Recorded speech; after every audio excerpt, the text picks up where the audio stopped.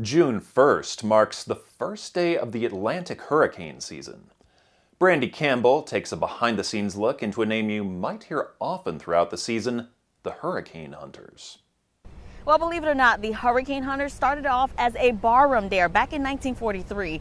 This was between two different Army Air Corps pilots daring each other to fly through a hurricane. Well, today it's transformed into an operation giving us more information on these storms before they hit land to better warn the public. While some of you may have rode out a storm, could you imagine being mid-air inside of one? From day to day and flight to flight, they could vary from the worst rickety old roller coaster you've ever been on to just like going down a slightly bumpy dirt road. Christopher Wood pilots the P-3 aircrafts. This one, named Kermit, is one of two operated by NOAA. The Air Force Reserve has 10 C-130s as well. The Chief Aerial Reconnaissance at the National Hurricane Center could send multiple Hurricane Hunter aircrafts into storms to get data to better forecast storm intensity and track. NOAA engineer Nick Underwood gave us a tour of the P-3. So it's a flying research laboratory. We've got 3 radar systems on board, one in the nose, one in that M&M looking fairing on the bottom of the plane, and then one in the radome sticking off the back. Flying at about 10,000 feet, a typical mission lasts 8 hours or more with about 15 crew members. This station is where we'll launch instruments out of the aircraft. And so typically an operator like myself will sit here, and as we're flying through the storm, we're launching dropsons, effectively a weather balloon in reverse. And so we'll drop these out of the aircraft. They have a parachute that deploys, and as they're floating down, they're collecting temperature, pressure, humidity, wind speed, and wind direction data. Data is sent in real time to the National Hurricane Center into forecast models. We made our way through all the workspaces to the flight station where the pilot and engineer work. Going into his 8th season, I had to get Nick's take on what the ride is like. There's a lot of vibration. You can get tossed around pretty good.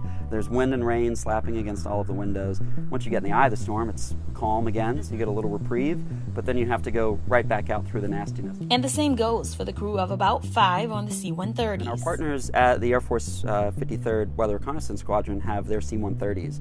And so they do a lot of the same mission that this aircraft does. We just have a little bit more research capability than they do with our extra radar systems and things like that. Meanwhile, NOAA's G4 soars up to 45,000 feet going above and around storms, releasing dropsons collecting details of the atmosphere in and around storms. So what would hurricane season be like without these aircrafts? Pilot Wood says data from these flights increased forecasts by 10 to 20%. When you're making the decisions whether you're going to evacuate your home, if you need to go and buy supplies and stock up, 10 to 20% is a really large margin. It's really important for you to make those decisions. Without these aircraft, we would be much more uncertain on what the storms are going to do.